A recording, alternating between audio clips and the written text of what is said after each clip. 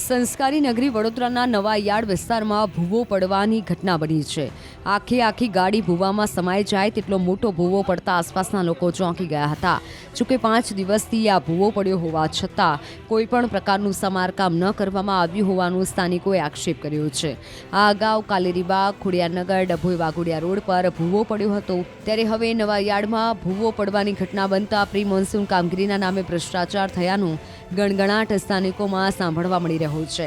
ઉલ્લેખનીય છે કે ગુજરાતમાં સાર્વત્રિક વરસાદ વરસી રહ્યો છે અને બીજી તરફ ભૂવો પડવાની પણ ઘટના બની રહી છે।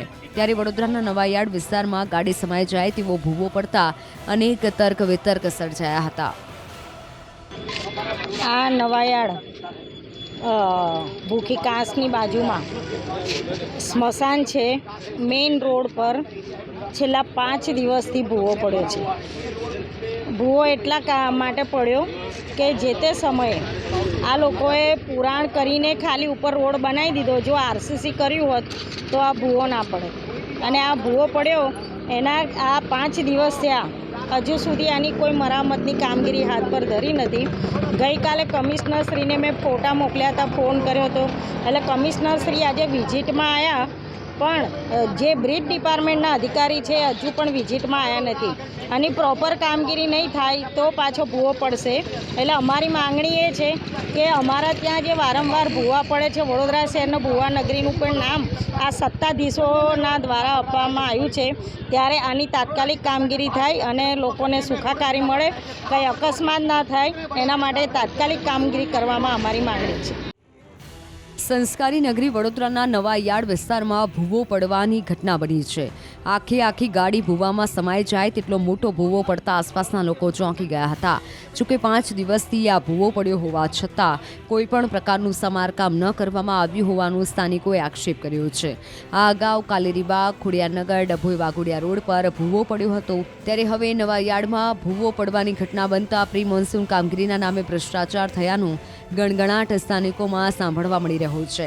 ઉલ્લેખનીય છે કે ગુજરાતમાં સાર્વત્રિક વરસાદ વરસી રહ્યો છે અને બીજી તરફ ભૂવો પડવાની પણ ઘટના બની રહી છે।